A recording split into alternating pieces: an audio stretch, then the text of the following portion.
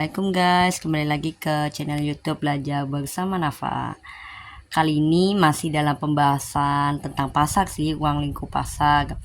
Tapi aku mau disclaimer dulu bahwa mungkin banget dalam video ini terdapat kesalahan, sehingga teman-teman boleh komen di kolom komentar sehingga kita dapat berdiskusi apa yang salah dan perlu diperbaiki. Kali ini kita akan membahas tentang bentuk-bentuk pasar.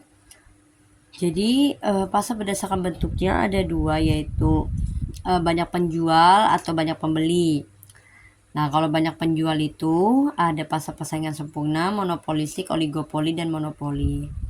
Banyak pembeli ada oligopsoni dan monopsoni. Nah, kita akan bahas secara singkat kalau banyak pembeli itu apa aja. Kita lihat pertama oligopsoni. Oligopsoni itu adalah pasar yang terdiri dari beberapa penjual dan beberapa pembeli yang dominan. Contoh misalnya beberapa perusahaan pengolahan susu membeli susu dari peternak sapi di sebuah daerah. Misalnya ya, aku contoh misalnya Cimogi, UHT, bukan Ultramilk gitu-gitu. Kan dia beberapa ini ya perusahaan pengolahan susu. Nah, dia membeli dari beberapa peternak sapi di sebuah daerah gitu. Itu namanya pasar oligopsoni. Tuh. Nah, berikutnya monopsoni. Banyak penjual satu pembeli. Contohnya itu adalah perusahaan pengadaan alat-alat listrik besar memiliki satu pembeli, yaitu pemerintah. Jadi perusahaan-perusahaan yang menjual alat-alat listrik besar kayak misalnya tiang listrik, kabel listrik yang panjang, itu tuh satu doang yang membeli mereka, yaitu pemerintah. Nah, apa sih dampak negatif dari monopsoni? Ya, pembeli tentunya bisa menentukan harga. Ya kan, kadang kan dia doang yang beli. Jadi dia bisa nego lah gitu, kayak murahin dong, kan gue doang nih yang beli di pasar lu. Gitu. Itu namanya oligopsoni sama monopsoni. Itulah sekilas seperti itu. Oke, kita akan bahas lebih dalam di banyak penjualnya, karena yang sering menjadi bahasan dan topik yaitu banyak penjual daripada banyak pembeli. Tuh.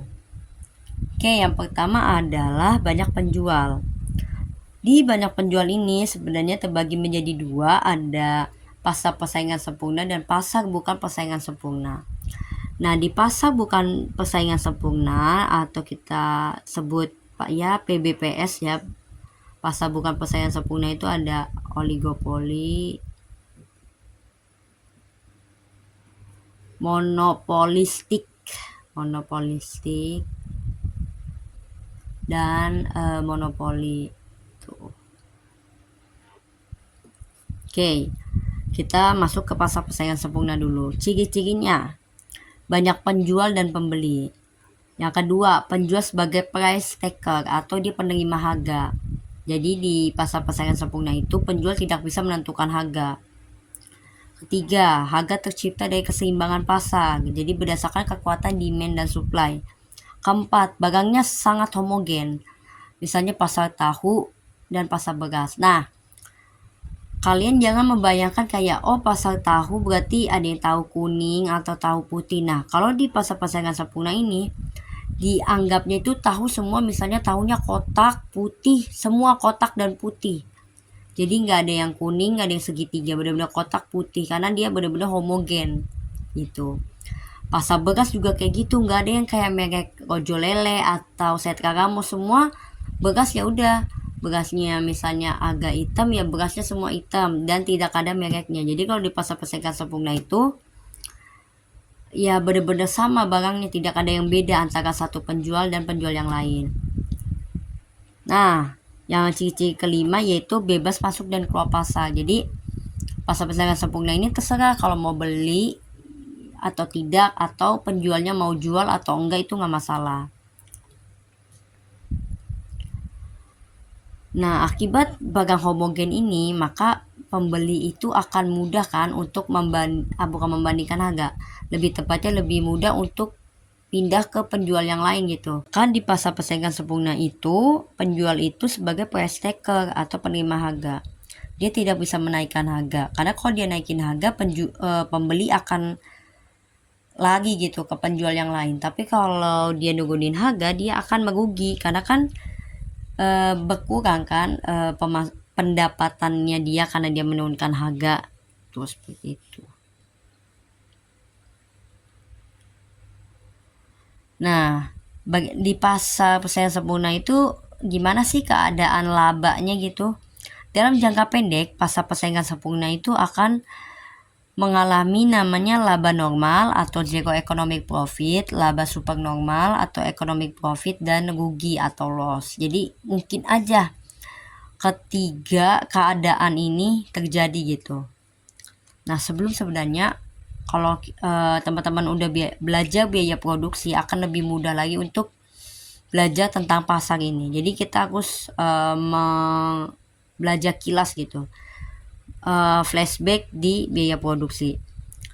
Jadi ada yang namanya total revenue atau TR atau total pendapatan, rumusnya P dikali Q atau price dikali quantity atau AR, average revenue dikali Q. Total cost adalah AC atau total biaya, itu rumusnya adalah average cost dikali Q. Total cost itu total biaya. Nah, kita lihat nih. Kalau laba normal, total revenue sama dengan total cost. Jadi kayak istilahnya balik modal lah ya. Pendapatan sama dengan biaya gitu. Super normal terjadi apabila pendapatan total revenue lebih besar dari total cost atau biayanya, biaya produksinya. Kalau loss berarti rugi, pendapatannya lebih kecil dari biaya produksinya tuh. Nah, sebenarnya gimana sih cara gambar kurvanya? Nah, yang sering dibingungin gitu kan. Oh iya, satu hal yang harus kalian pahami, kalau pasar persaingan sempurna itu kurva demand-nya adalah elastis sempurna. Jadi kita flashback juga ke materi elastisitas. Oke, kita lihat laba normal. Jadi ini P sama Q seperti biasa. Ini kurva demand-nya set. Nah, kurva demand di pasar persaingan sempurna itu adalah demand sama dengan AR sama dengan MR sama dengan P. Nah, sebenarnya apa sih MR dan MC, AC gitu? Tadi AC ini average cost, kalau MC ini marginal cost. Kalau MR ini marginal revenue. Jadi ingat ya, kalau C itu cost, R itu revenue, M itu marginal. Tuh. Nah, di laba normal bisa kita lihat kurva AC ini menyentuh kurva AC berpotongan dengan kurva MC di titik minimum gitu. Jadi kalau kita bisa lihat nih ya, kita perhatikan P kali Q itu kan TR ya. Ya kan, TR tadi sesuai rumus yang di sini. P bertemu dengan Q ini TR, berarti kotak ini TR. Ternyata di P kali Q ini ada juga AC. Berarti kan kita lihat di sini apa? Total cost AC kali Q. Jadi AC kali Q adalah TC. Jadi di laba normal ini TR sama dengan TC di kotak yang sama. Jadi TR sama dengan TC di kotak yang sama. Gitu. Laba normal bisa kita katakan juga P sama dengan AC. Tuh, ini gambarnya laba normal. P kali Q TR, AC kali Q TC. Jadi istilahnya AC ini bersinggungan lah dengan harga gitu, dengan price. P sama dengan AC. Gitu. Itu namanya laba normal. Berikutnya laba super normal. Nah, mungkin ada yang bingung ya, cara menentukan Q-nya ini gimana sih? Kok bisa ada Q-nya di sini? Ingat, mungkin nanti kita akan belajar di biaya produksi. Perusahaan akan memproduksi saat MR sama dengan MC atau marginal revenue sama dengan marginal cost. Nah, cara menentukan kuantitasnya berarti lihatlah saat MC dan MR berpotongan. Nah, MC di sini kan MC kan yang gini set. MR-nya di sini karena ini berpotongan nih. Nah, maka Q-nya di sini. Tuh, jadi cara menentukan Q itu adalah saat kurva MC dan MR itu berpotongan. Gitu, itulah Q-nya. Itulah kuantitas yang akan diproduksi oleh setiap perusahaan, baik perusahaan persaingan sempurna, oligopoli, monopoli, dan monopolistik. Itu akan berproduksi saat MR sama dengan MC. Ini Q. Berikutnya laba supernormal. Bagaimana sih laba supernormal ini gitu kan? Kita harus lihat dulu. Pertama MRMC-nya dulu untuk menentukan Q-nya. MC berpotongan dengan MR di sini ternyata. Oke, kita udah nentuin. Berarti Q-nya di sini kita tarik Q gitu kan. Dah. Setelah itu bisa terjadi laba supernormal apabila AC itu di bawah average cost atau biaya rata-rata itu di bawah harganya gitu. P. Berarti kita bisa lihat kan P kali Q TR nih. Ya kan, TR total revenue. Nah, berarti apa syaratnya tadi? Average cost-nya di bawah. Berarti kita harus buat kurva AC ini lengkungannya di bawah harga. Nah, di titik yang di sini nih. Ingat, AC selalu berpotongan dengan MC di titik minimum. Nah, di sini nih ternyata AC-nya. Untuk menentukan total cost-nya berarti AC dikali Q. Kita tarik garis saja.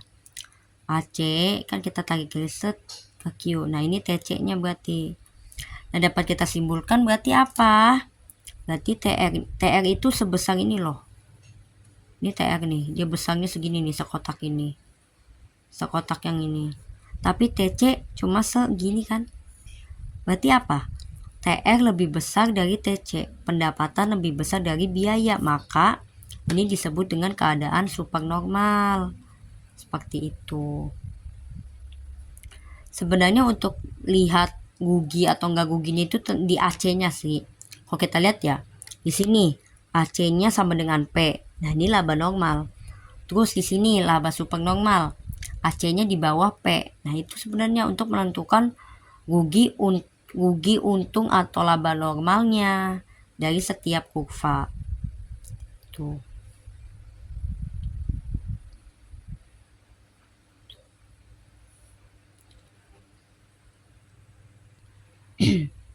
Berikutnya ada rugi. Bagaimana sih keadaan pasar persaingan sempurna saat rugi?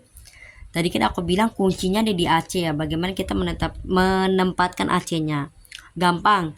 Kita bikin kurva kayak biasa aja. AC-nya kita taruh di atas P. Tapi dengan syarat MC dan AC berpotongan di titik minimum. Udah deh, kalau kita udah taruh AC di atas harga average cost, berarti dia udah menggambarkan kurva yang rugi. Ini kita lihat nih. P kali Q seperti biasa berarti itu total revenue. P kali Q total revenue. Ternyata average cost-nya di atas P, berarti kan AC dikali Q. TC-nya lebih besar nih, segini nih TC-nya nih. Sekotak gede ini TC, TR-nya cuma segini. Berarti TC lebih besar dari TR. Nah, ini rugi. Gitu. Jadi gimana kita menempatkan AC-nya aja untuk membuat kurva normal, supernormal ataupun loss seperti itu. Nah, dalam pasar persaingan sempurna, jangka panjangnya itu adalah laba normal atau zero economic profit seperti itu.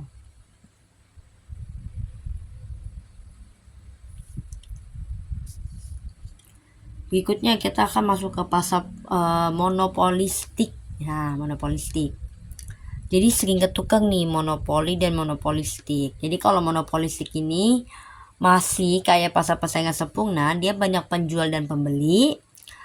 Tapi bedanya penjualnya itu punya sedikit kekuatan untuk menentukan harga. Yang ketiga, barangnya indiferensiasi. Contohnya kayak di pasar sampo sama sabun. Misalnya kita lihat pasar sampo.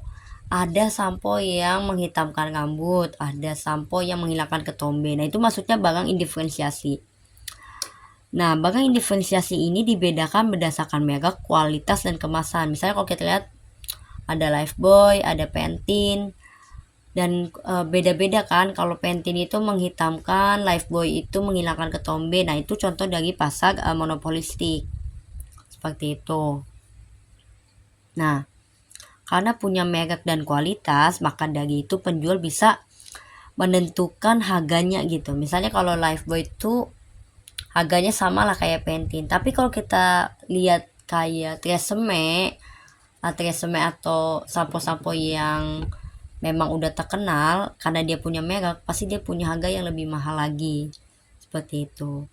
Yang keempat, bebas masuk dan keluar pasar. Yang kelima, kurva demand-nya itu bersifat elastis. Nah, di pasar monopolistik, jangka pendek itu bisa terjadi laba normal, laba super normal, dan loss. Nah, sebenarnya sama aja cara bikin kurvanya, bedanya di ada dua kurva gitu kan. Ada kurva demand AR sama dengan P sama dengan D, ada kurva MR gitu. Nah, sama untuk menentukan Q pasti kan kita harus namanya MR sama dengan MC ya. Ini MR, ini MC-nya, dia pepotongan gitu kan, berarti ini Q-nya nih. Ya kan?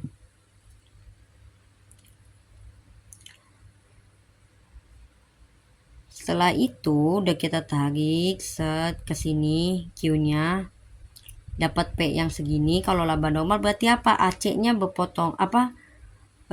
Bukan berpotongan, mengenai P. Jadi P sama dengan AC. Seperti itu. P sama dengan AC. Ingat kalau AC dan MC itu berpotongan di titik minimum, maksudnya di sini. Jadi ingatnya kalau laba normal itu pasti P sama dengan AC. Ini gambarnya seperti ini. Nah, kalau super normal berarti AC-nya di bawah P kan. Nah, kita bisa lihat sini. Seperti biasa ini Q-nya, MR sama dengan MC. Lihat, ini TR-nya P sama Q. P kena Q kan TR tuh segede ini TR. TC-nya karena AC di bawah P, berarti TC-nya lebih bawah lagi kan. Nah, berarti TR sekotak gede ini TC cuma segini, berarti TR lebih besar dari TC, maka super normal gitu. Pendapatan lebih besar dari biaya. Kita bisa lihat nih. AC. Ingat kalau misalnya laba normal P sama dengan AC, kalau super normal itu P kurang dari AC. Tuh.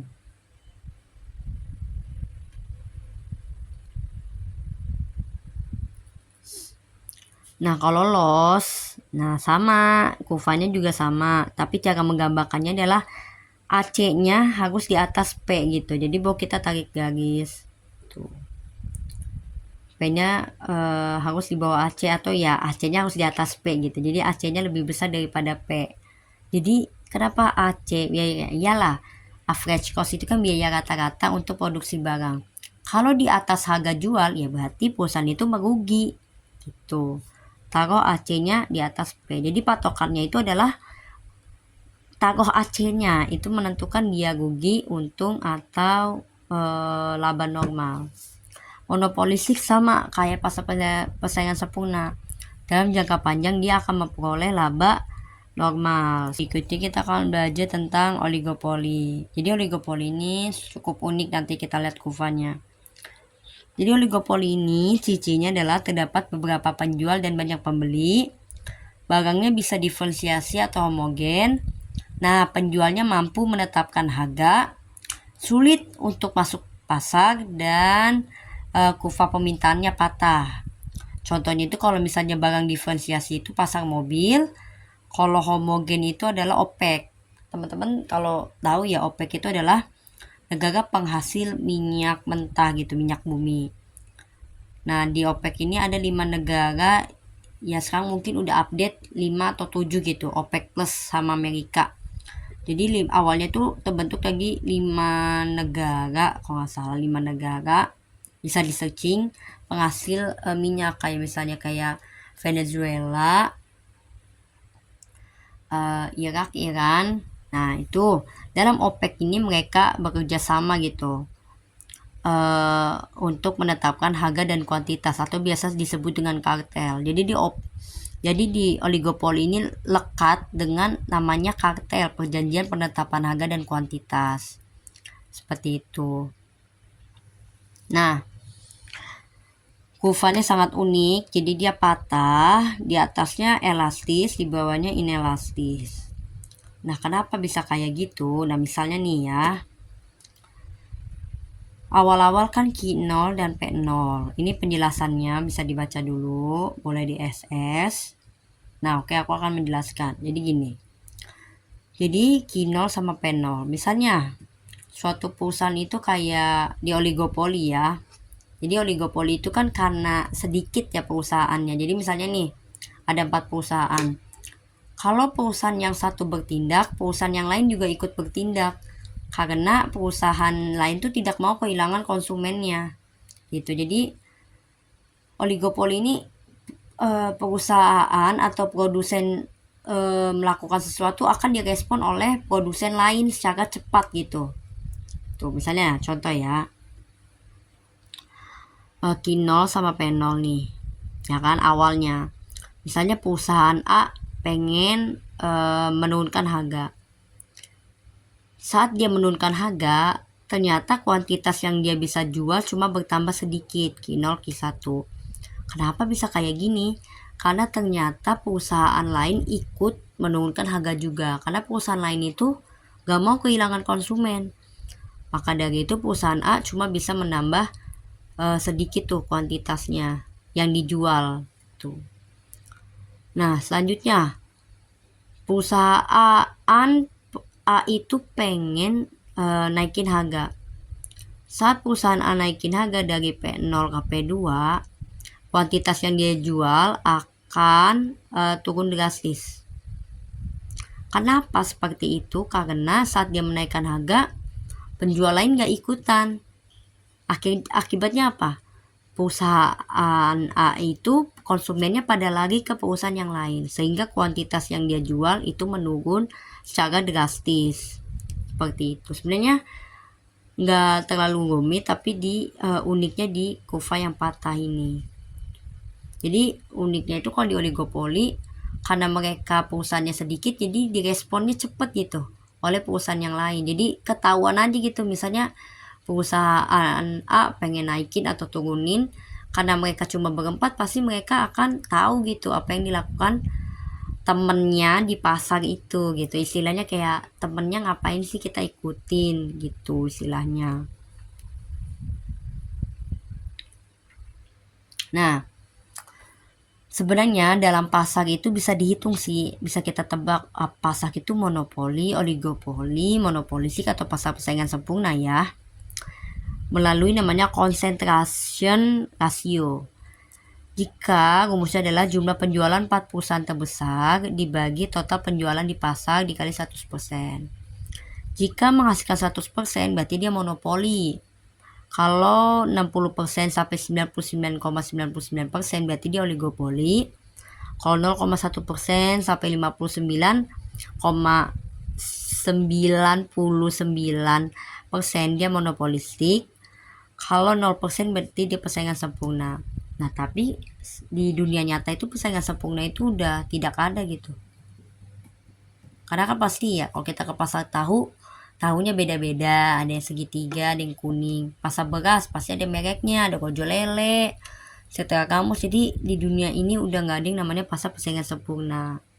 Sepertinya ada pasar monopoli. Pasar monopoli adalah pasar yang memiliki satu penjual dan banyak pembeli, tidak ada barang substitusi.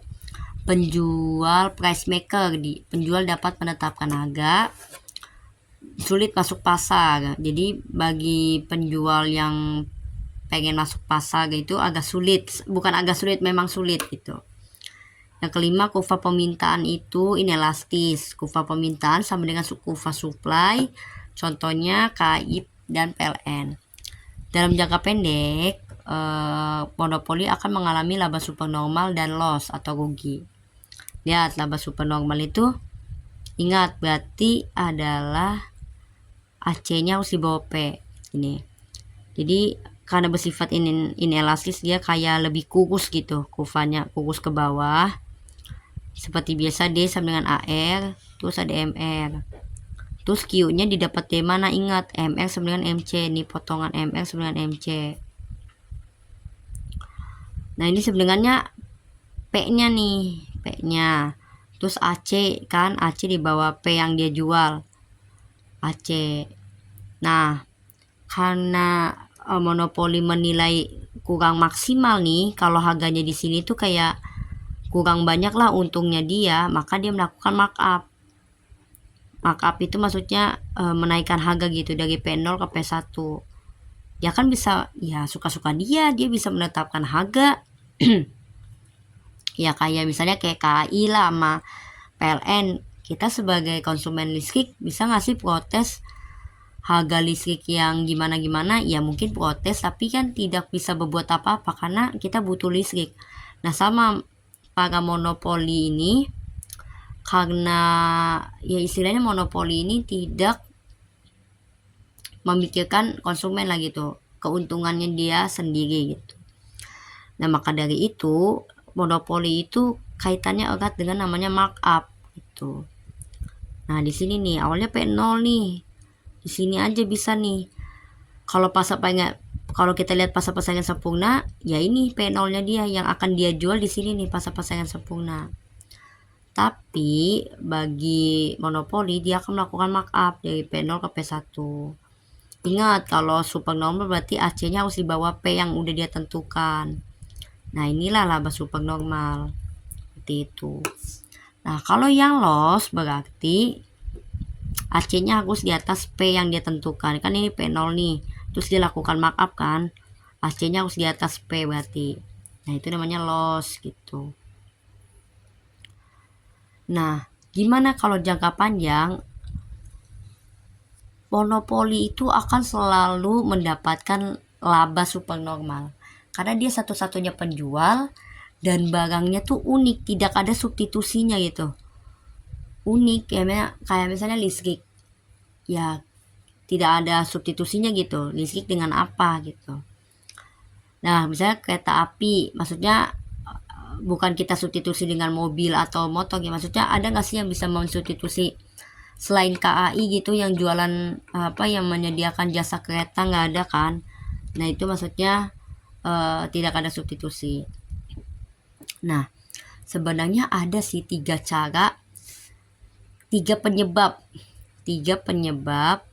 kenapa orang itu bisa monopoli. Yang pertama, dia punya sumber daya alam. Yang kedua, dia monopoli yang diberikan oleh pemerintah, diberikan haknya gitu oleh pemerintah. Yang ketiga, dia lebih efisien gitu. Contohnya sumber daya alam ya, misalnya A itu di gurun pasir gitu, dia doang yang punya air di gurun pasir, otomatis dia akan melakukan monopoli. Misalnya satu dirigen airnya itu harganya 10 juta gitu, itu namanya monopoli karena dia punya sumber daya alamnya. Yang kedua, monopoli diberikan, berarti contohnya kayak PLN dan KAI, dia kan diberikan oleh pemerintah kan untuk memonopoli listrik dan pelayanan kereta api kan. Nah, yang ketiga efisien.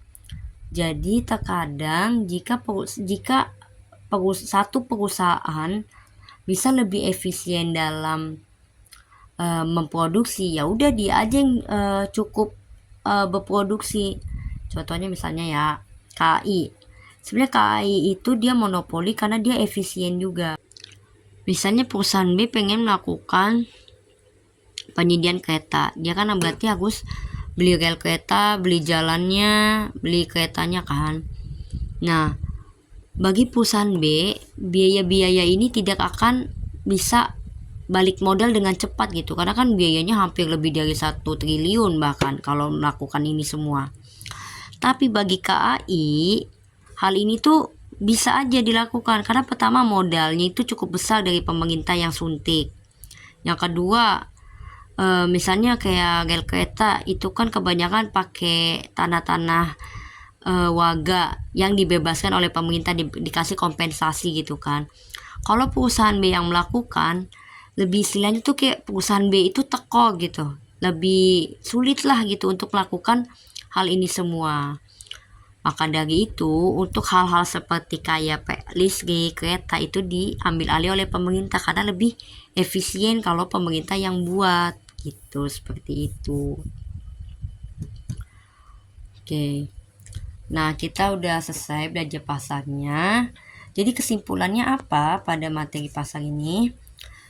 Dalam bentuk pasar apapun, baik persaingan sempurna, monopolistik, oligopoli, monopoli, laba normal terjadi apabila P sama dengan AC. Jadi yang kofanya tadi kita udah sempat bahas. Kedua, laba supernormal terjadi apabila P itu kurang dari AC. Berarti AC-nya itu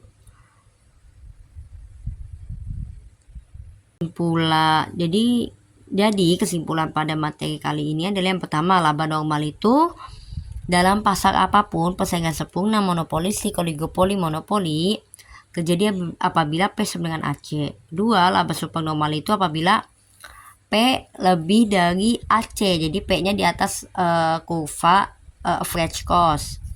Loss terjadi apabila P kurang dari AC. Jadi AC-nya di atas harga keseimbangan.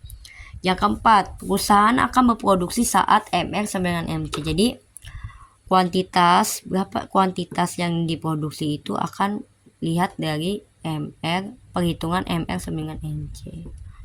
Seperti itu. Sekian video kali ini, semoga bermanfaat. Jangan lupa like, komen, dan share jika memang video ini sangat bermanfaat dan bagus. Bagi teman-teman yang ingin mendalami ilmu ekonominya, bisa ikut atau follow @privatekonomi_nafa. Bye bye.